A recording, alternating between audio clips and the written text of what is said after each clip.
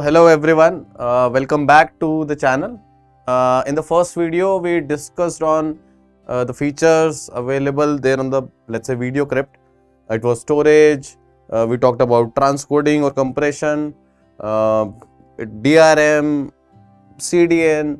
So yes, these were all the features that we discussed and are available there on the VideoCrypt. Now this session we will dedicate to, let's say, understand the background, the science behind how a video is actually streamed. So you do watch a number of videos on a daily basis, but let's say how it is streamed, what is happening there on the backend side or the cloud side, right? So this session is dedicated to a video which is available on demand. So this session is dedicated to how a VOD flow is established here in AWS. Now what we have done is, all the features, different features that were there, we combined all them. We have created a pipeline around all those components, all those services, and created this flow. We have automated it, so that means that you do not have to worry on setting up the pipeline, setting up the components together again and again. We have done it, right? Let's focus on this diagram, right, which is dedicated to this VOD flow in AWS. Now it starts from, let's say, the left side of the screen. So you have some source content which you actually upload it to any cloud storage, or let's say it is S3 in this case, the case with the AWS, right? Now the source content, let's say it, and 1 hour content, it can be, let's say, 2 GBs of size, right?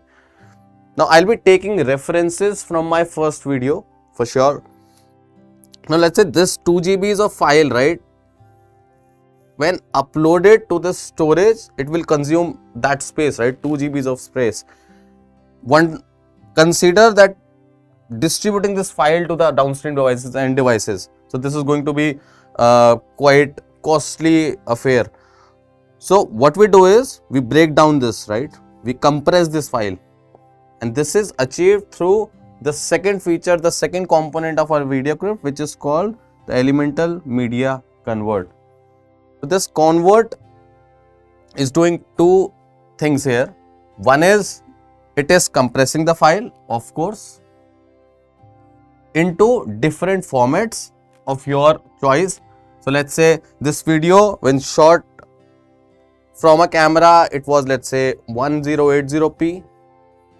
Now you can convert it to, let's say, a 240 pixel, a 360, a 480, or let's say a 720. With 240, this 2 GBs of file, let's say, will be reduced to mere 300 MBs. Now you can take the reference of how actually a cost is actually being saved, right? 2000 MBs is reduced to 300 MBs, 1700 MBs of the saving that you're getting for both the storage and the delivery, right? Now we'll come to the statistics for sure in the coming videos. Let's focus. Now let's say 360 pixel video, it is converted to, let's say, reduced to 400 MBs, 480 to 500, so on and so forth. So this is how a video is actually compressed, and we are getting savings on the size of the file, right? Another function is, it is also helping us with the conversion of the format of the video. This video you uploaded was MP4, right? Now the downstream devices on which this videos has to be played, right, it accepts certain formats. So let's say HLS is a widely accepted format across all the devices, Android, iOS, Windows, or let's say browser, your HTML5 players. But let's say Dash, it is not, it is restricted on iPhone, right? Dash is not available to be played on the iPhone. This case, you can also see a plain word attached to it. So this means this flow is without a DRM, the third component of our VideoCrypt. If it is a plain and an HLS, it is available to be played on all the devices, delivery across Android, iOS, HTML5 player, then yes, plain HLS is a good to go format to have.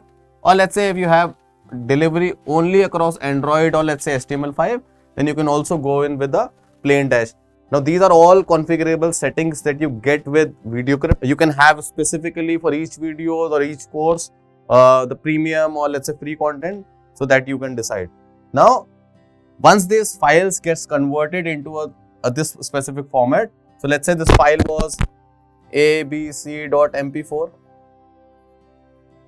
Let's say this file was .mp4. Now when it gets stored to another folder, it is now abc.m3u8. M3u8 is a collection of number of TSS files, so we do not need to go into that much of detail. But now this URL is actually requested by the downstream devices through this CloudFront, right? And CloudFront, what it does in return, it caches that static video file, let's say for a brief period of let's say 14 days. So for the very first time, this video will be requested from the S3 and send in as a response to the end users. But let's say the next time it will not go to the S3, it will has its own cache and it will be delivered from here only, right? Now the CDNs, they are placed at multiple edge locations as I told you. So now let's say if I am a user, I am sitting here in Noida or Delhi. So I will be served from the nearest edge or POP locations. So making this delivery very fast. And also just because I'm not requesting it time and again from the main server, which is let's say there in Mumbai region. So this is how we are making it affordable. Right? These are the two features which we talked about when we were talking of the properties that should be there with a CDN. Right? So this was a complete flow. You upload a video onto the storage, you compress it, you make it available into the desired format, and through this CloudFront, you distribute. Now I'll set up a little bit of context for our next videos.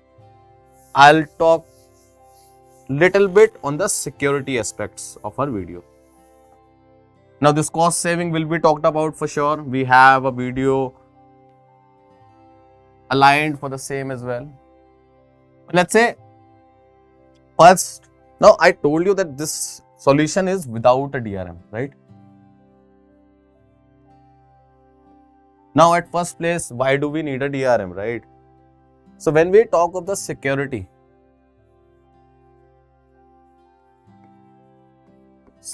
of the content, right? This is going to be of essence to you. You're putting in your efforts. So it can be both, let's say for the data which is at rest and for the data which is in transit. Transit means while actually it is being delivered from the servers to the users, to your downstream devices. Now where is the data at rest, right? There are two places where the data is at rest. One is the storage and one while it is being played on the downstream devices, right? So these are the two stages where the data is in rest. Now what we are doing to encounter this, what we are doing to ensure that the data is secured. S3, we are making sure that we have rules